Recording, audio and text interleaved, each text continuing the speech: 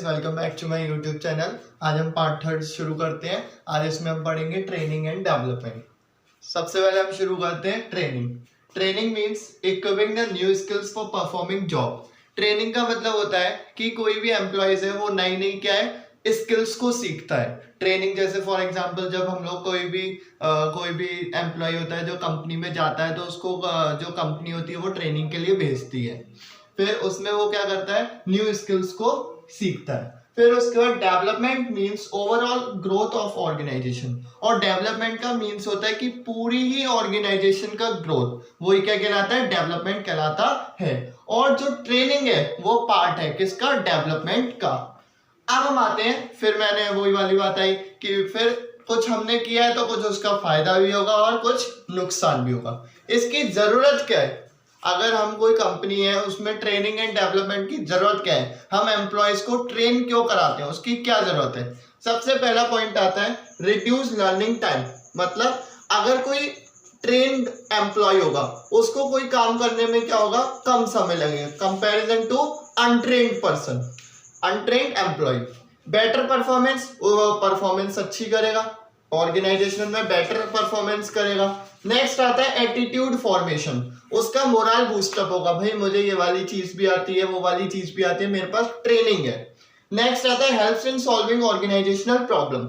If any problem face in organisational level then train person easily solve. मतलब जैसे अगर कोई उसने देखा कि भाई ऑर्गेनाइजेशनल लेवल में कोई प्रॉब्लम आ रही है, रिसोर्सेज का ऑप्टिमम यूटिलाइजेशन ऑफ रिसोर्सेज नहीं हो रहा, तो वो क्या करेगा, उसको सॉल्व कर सकता है इजीली, जो भी प्रॉब्लम होगी उसमें।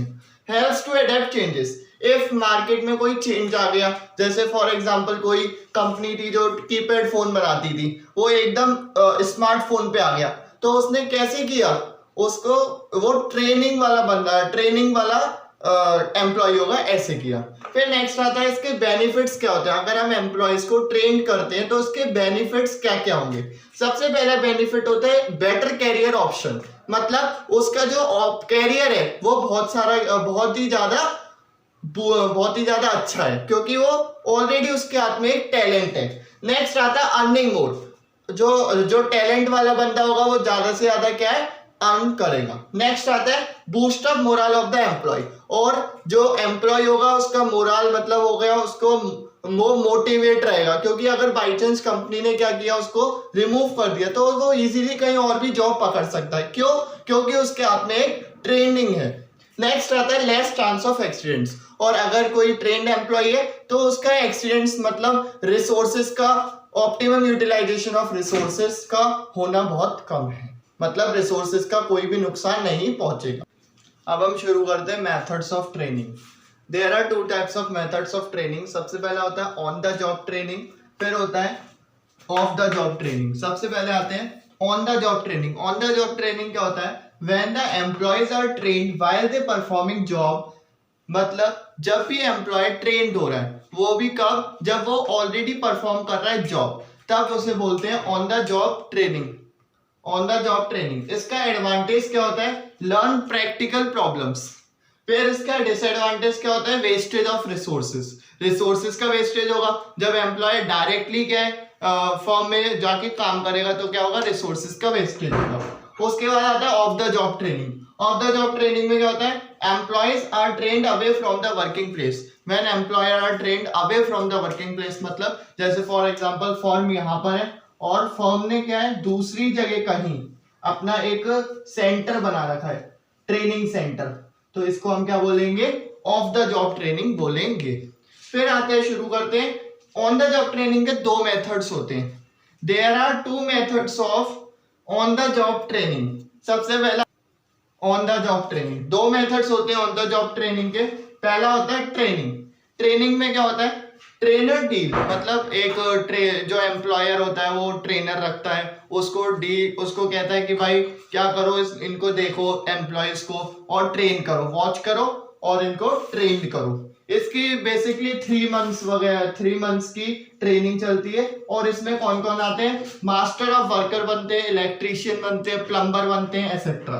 सेकंड आता है इंटर्नशिप। इंटर्नशिप में क्या होता है, agreement between college and company. बड़े बड़े जो कॉलेज होते हैं वो कंपनी से अटैच हो, कंपनी बड़ी बड़ी कंपनियों से अटैच हो जाते हैं और वो कहते हैं कि हमारा क्या है, कैंपस रिक्रूटमेंट, जो हमने पढ़ा था टाइप्स ऑफ रिक्रूटमेंट में।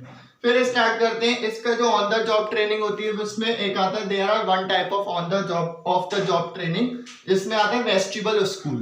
It means duplicate model of organisation generally when the expensive and delicate machine. For example जैसे एयरफोर्स की जो भी ट्रेनिंग होती है तो एयरफोर्स वाले क्या करते हैं, एक दूसरी जगह अपना ट्रेनिंग डिपार्टमेंट बनाते हैं एयरफोर्स का, और यहाँ पर जो भी कैंडिडेट सेलेक्ट होता है वो यहाँ पर क्या करता है, ट्रेनिंग करता है, देन उसके बाद यहाँ पर आता है। जैसे फॉर एग्जांपल हमारे जो अकाउंटेंट होते हैं वो अकाउंटेंट में डायरेक्टली अपने अकाउंट्स नहीं बनाते हैं, पहले क्या करते हैं, डुप्लीकेट कॉपी यूज करते हैं, देन उसके बाद डायरेक्टली ओरिजिनल कॉपी में अपना काम करते हैं। अब इसी के बाद हम आपको बताएंगे जो इस बार बोर्ड 2022 में जितने भी इंपॉर्टेंट क्वेश्चंस आए हैं। अब जैसे बोर्ड का सेकंड वाला क्वेश्चन आया था, identify and state the step in the process of staffing which creates a pool of prospective job seekers for vacancies in the organization। तो इसमें क्या हो जाएगा, रिक्रूटमेंट।